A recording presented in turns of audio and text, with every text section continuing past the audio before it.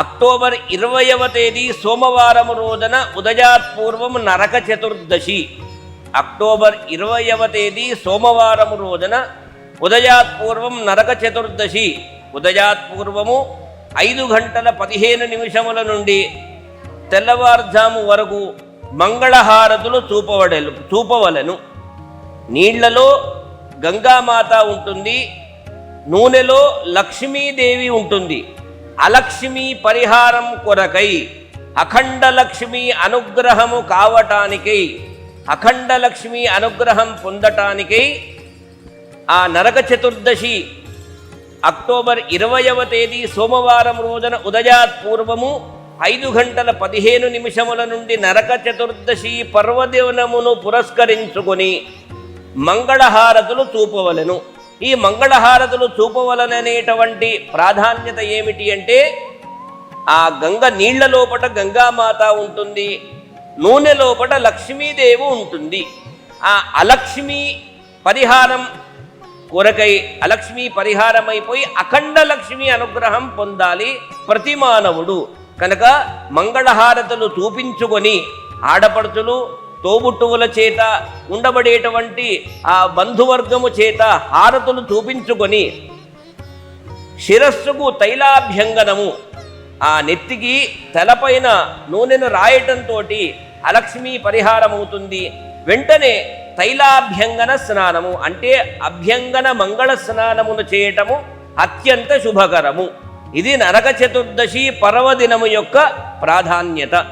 అంటే నరకాసుర వధ అంటే ఇప్పుడు నరక చతుర్దశి అని చెప్తున్నామే, ఆ రోజే నరకాసుర వధ ముగించుకోవటానికి సందర్భాన్ని చెప్పినాం. దాన్ని ఏమిటి అంటే, అందుకే అది తొలగబడటానికి నరక చతుర్దశి అని దీనికి ప్రాధాన్యత ఉంది. అది ఉదయాత్పూర్వమే అంటే తెల్లవారుజామున కాదు. కొంతమంది సంప్రదాయంగా తెల్లవారి హారతులని వాళ్ళ నియమాలు పెట్టుకున్నారు, కానీ ఉదయాత్పూర్వమే హారతులు స్వీకరించడం అది శాస్త్రీయమైనటువంటి వివరణ. ఆ రోజున ఉదయాత్పూర్వమే మేల్కొని కాలకృత్యాలు తీర్చుకొని తోబుట్టువులతో ఆడపడుచులతో మంగళ హారతులు చూపించుకోవాలి. వాళ్ళు చూపిస్తారు, ముఖానికి బుట్టు పెడతారు, తిలకాన్ని ధరింపజేస్తారు. నూనె మన పరిభాషలో చమరు అంటారు, నెత్తికి నూనె పెడతారు.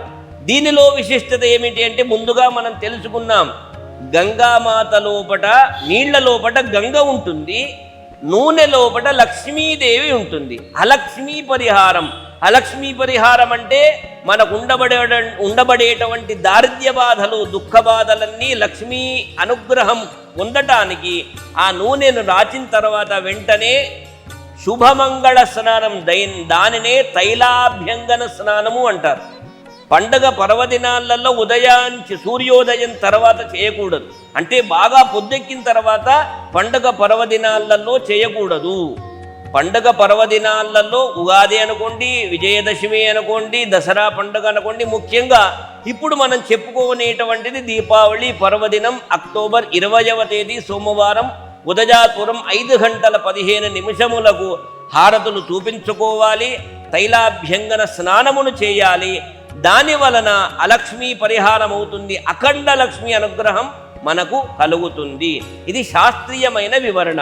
ఇక కొంతమంది వాళ్ళ ఆచారాలు సంప్రదాయాలు తెల్లవారుదామున తీసుకున్నా కానీ మరీ మధ్యాహ్నం వరకు తీసుకోకూడదు. అంటే దీనికి వాక్యం ఎలా వచ్చిందంటే, దూర ప్రాంతాలలో ఆడపడుచులు ఉండేవారు, వాళ్ళు చేరుకోవటానికి ఒక ఆడపడుచును ఒక ఇంటికి ఇచ్చినప్పుడు ఆ ఇంట్లో హారతులు చూపించాలి. ఆ ఇంట్లో కార్యక్రమాలు ముగించుకొని మళ్ళీ ఆ తల్లిగారి జన్మస్థానానికి రావాలి అంటే కొంత వ్యవధి ఉంటుంది. ఇక దాన్ని వాళ్ళు నిర్ణయించుకున్నారు. అక్కడ హారతులు చూపించుకొని మళ్ళీ తోబుట్టువుల దగ్గరికి రావాలి అంటే అది మాటల్లో చెప్పేది కాదు, కొంత ఆలస్యం అవుతుంది. ఆ వ్యవధిని కోరుకొని తెల్లవారేసరికల్లా వాళ్ళు చేరుకుంటారు. 7, 8, 9, 10 లోపుగా. అంటే కొంతమందికి శాస్త్రీయమైనటువంటిది మట్టుకు ఉదయాత్పూర్వమే 5:15 నుండి 6:30 వరకు ముగించుకోవాలి. నరక చతుర్దశి తైలాభ్యంగన స్నానము ముందుగా మంగళహారతులు చూపుకోవాలి. ఆడపడుతులు చూపిస్తారు, చూపవలను అని చెబుతూ ఉన్నాం.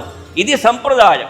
ఇక అదే అక్టోబర్ 20వ తేదీ సోమవారం మధ్యాహ్నం 2:35 25 నుండి అమావాస్య సమీపిస్తున్నందున, అమావాస్య ఉన్నందున అర్ధరాత్రి వరకు, అమావాస్య ఉన్నందున అదే అక్టోబర్ 20వ తేదీ సోమవారం రోజున సాయంకాలము చేసుకునేవాళ్ళు సాయంకాలం, మధ్యాహ్నము, అర్ధరాత్రి వరకు ప్రతి వసతి గృహములో, వ్యాపార గృహాలలో ఆ ధనలక్ష్మీమాత పూజలు ఘనంగా జరుపుకోవటము శుభకరము.